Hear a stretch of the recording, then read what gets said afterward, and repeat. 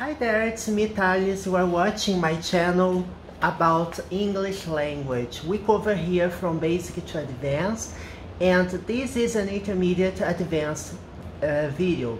As I mentioned every beginning from my videos, this playlist, intermediate advanced, is aimed at people who already have a good understanding of the English language, right? They understand spoken English, written English in a level that is intermediate or advanced. But I also have a playlist aimed at beginners. So if you are still beginning to learn, starting to learn the language, no worries, right? There are videos for almost everyone, right? As I mentioned before, it's from basic to advanced. The basic videos, which are part of my playlist basic, is explained in Portuguese, so you can also watch them. And in total, we have, summing up, we have more than 350 videos, right? We are almost reaching the mark of 400 videos already. I record videos almost every day and I upload them. So don't forget, subscribe to the channel, hit the notification bell to get the latest updates, and give a thumbs up if you enjoy the content, okay? Last video, we were talking about the verb dare to be, right? We studied many situations, right? Many verb tenses, many combinations of the verb dare to be. I recommend that you watch the previous videos, right? Because my videos are like this. If a video has a highlight and there is part 1, part 2, part 3, and so forth, it means that the topic is split into many videos, right? More complex topics or maybe lengthy ones, right, which I was unable to cover in just one video, I cover in many videos, okay? So let's get into it. Without further ado, well,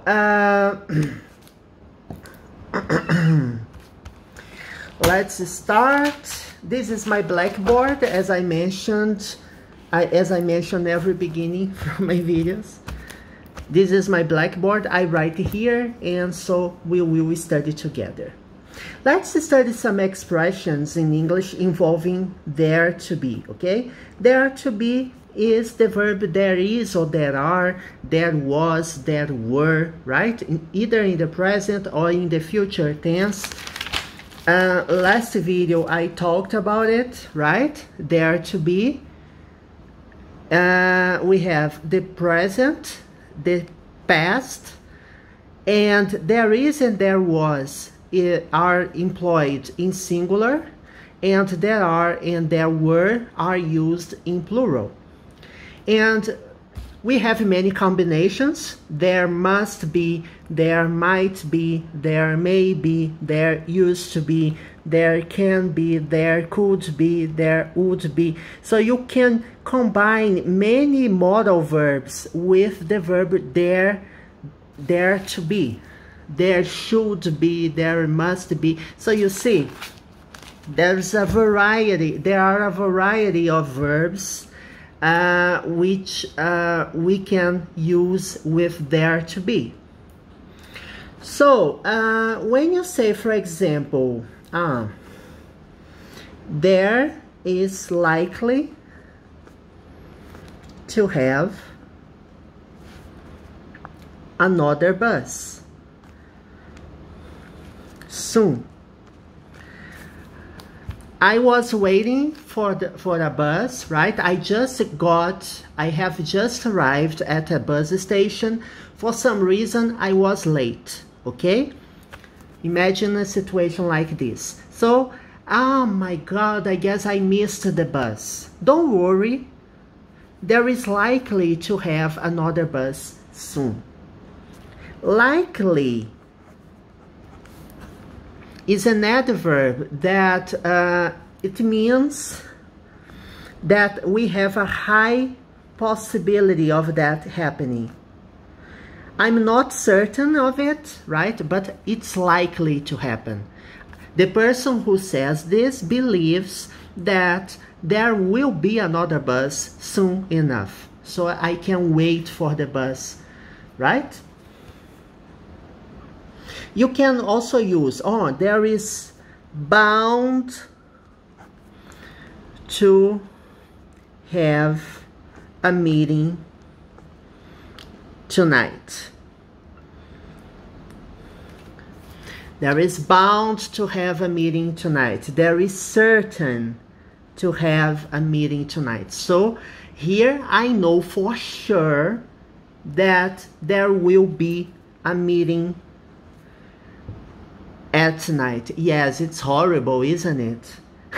Have you ever had meetings in the evening or at night, late at night?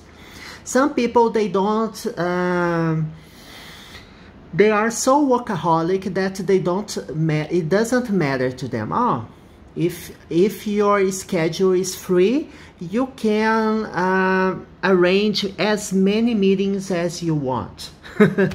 I don't like having meetings at night or close to my clock out hour, right? Because I like to have definite time, a time frame in which I know when I start working and when I will end or finish my shift, let's say this way. Of course, occasionally, every now and then, you may need to work overtime. Yes, it's understandable. But to have meetings in the evening? No way. So you see, you can use these expressions. There is bound to happen. There is certain to be, right? So you can use these adverbs together with the verb there is, right? There to be. Every sentence in English, every sentence in English which doesn't have a subject, we begin with it, okay? In Portuguese, it's different, it's a little different, because you can start a sentence with a verb, right? For example,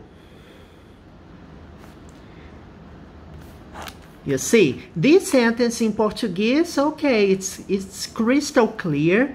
You know the meaning, and this verb has a suffix, right? It's in Portuguese. In English, you can't start a verb, a sentence with a verb. You can't say rained today. Necessarily, you have to use a pronoun. You have to start a sentence with a pronoun.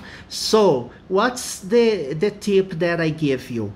If you are building a sentence and it seems that the sentence, it's likely that the sentence has no subject, you have to start it with it. Okay, for example, it took me half an hour to get home. Okay? So here we are talking about the time that was necessary for me to do something. How long did it take you? How long did it take you to get home? So this would be the question, okay? How long did it take you to get home? How long is a question expression. Did is a verb, auxiliary verb that helps make questions in the past simple or simple past. And we employ the verb, the pronoun it. This sentence doesn't have a subject. It took me an hour. What's the subject of this sentence? But you have to start it with it. When we talk about situations, when we talk about time events, how long it took someone to do something, or when you talk about nature events, right? It rained, it snowed, right? It was sunny, it was cloudy. So you always begin the sentence, the beginning of the sentence is the pronoun it, right? So how long did it take you to get home? The verb take, the simple past is took. Take, took, taken. So the simple past is took and the past participle is taken. So it's an irregular verb, okay? It took me half an hour. You see, you use it.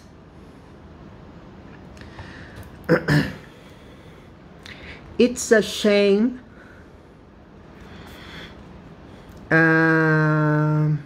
you can't come with us.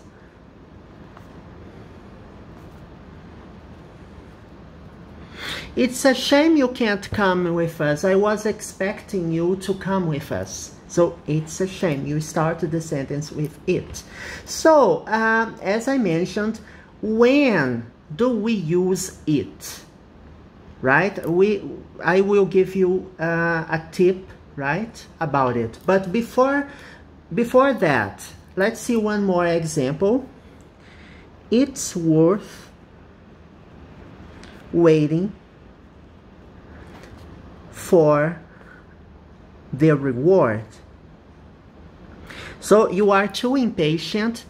Something is bound to happen. You have made a lot of effort into something, and you are expecting to have a reward, but it will be worth waiting. It means that it's worthwhile. It's worthwhile. It's another way to say that. You see, we use it. Just summarizing, when we use it, right? It is used in many situations. When you talk about weather, right? When you say, it was cloudy in the morning.